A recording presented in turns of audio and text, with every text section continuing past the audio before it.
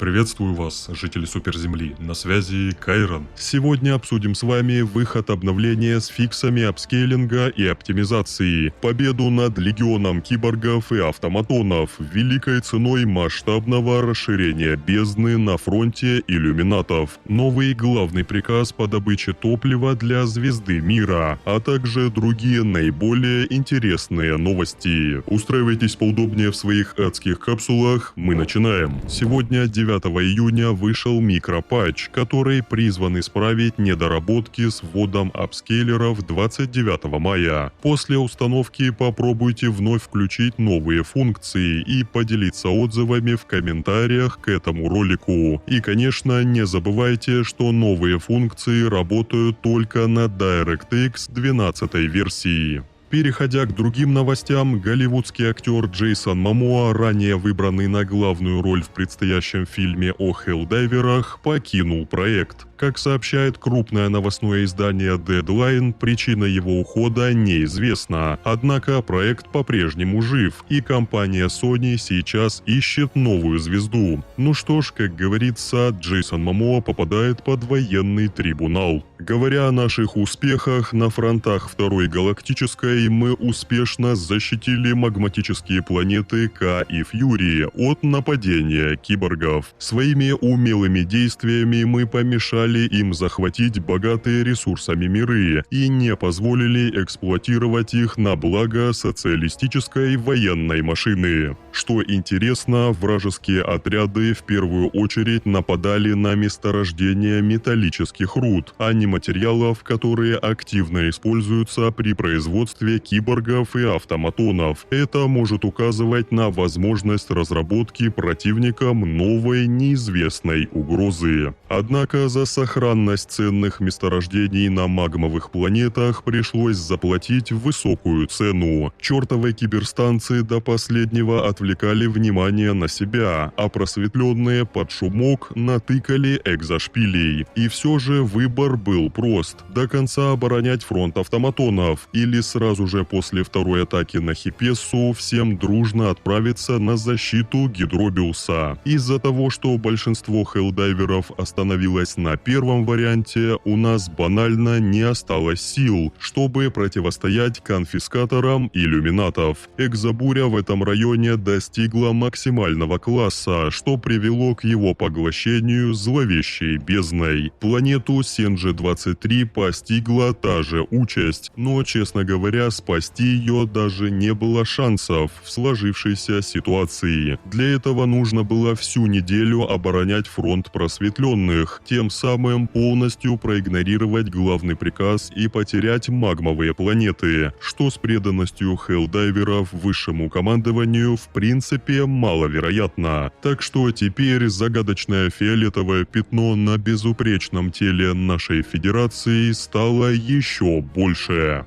Но настанет тот день, когда наши бравые ученые досконально изучат эту пока что таинственную аномалию, и мы отправимся прямо вглубь неизведанного, дабы искоренить темное зло ксеносов праведным светом управляемой демократии. А для этого нам может понадобиться мощнейшее вооружение ДКС, а именно ее планетарный разрушитель. Но проблема в том, что звезда мира расходует огромные объемы темной жидкости, а после первых успешных залпов запасов этого вещества у Федерации не осталось. Мы точно знаем, что темная жидкость производится путем прямого синтеза E711, органического топлива высокой степени очистки, которое встречается только в населенных терминидами мирах-ульях. И к нашей радости в мире улья под названием Омикрон есть нетронутые богатые месторождения E711, но пока они кишат терминидами, мы не сможем обеспечить ученых нужным количеством топлива для синтеза. Безусловно, нельзя допустить, чтобы безмозглые насекомые с фашистскими наклонностями сдерживали шествие свободы. Лобовая атака является единственным логическим планом действий, нацеленным на захват этих ресурсов. Поэтому высшее командование приказывает нам завершить 1 750 000 тысяч операций на планете Омикрон, чтобы подавить сопротивление терминидов и расчистить путь к добывающим трубопроводам для обеспечения поставок Э-711 и синтеза темной жидкости. Обеспечение этого жизненно важного ресурса позволит вновь полностью вооружить звезду мира, гарантируя абсолютное сдерживание и нерушимую безопасность Федерации, а также сохранит звезду мира как высокоприбыльные инвестиции для акционеров и налогоплательщиков суперземли.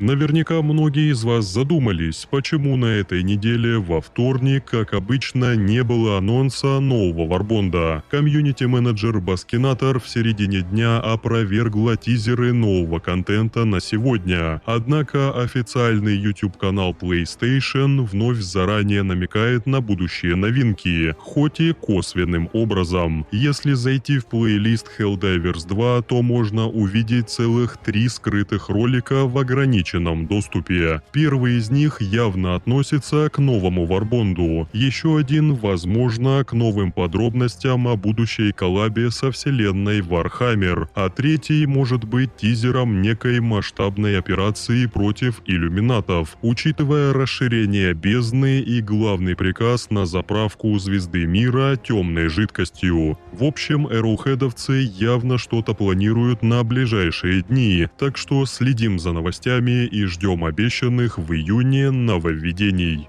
На этой многообещающей ноте мы переходим к обзору актуального личного приказа на ближайшее время и традиционной рубрики ваших лучших комментариев. Личный приказ на ближайшие сутки – уничтожить 8 чарджеров терминидов. Настало время нашей постоянной рубрики «Комментарии подписчиков под прошлым видео». Открывает ее на сегодня сообщение от Каста Смайлз. Адские десантники. Верховное командование объявило ввод нового крупномасштабного контента. Всем приготовиться к новым багам. За 2 года с момента выхода нашей любимой игры уже устоялась четкая традиция. Новый крупный патч приносит с собой новые баги. И речь сейчас не о терминидах. Второй комментарий оставил Дани Фокс. Болтать не мешки ворочать. Вот сначала пусть сделают, а мы посмотрим. Абсолютно верно. Как однажды выразился главный креативный директор Йохан Пилстед в одном из своих сообщений, нужно больше действовать, а не разговаривать. Завершает рубрику на сегодня «Космическое мясо». Звучит очень вкусно. Даже как-то непривычно слышать хорошие новости.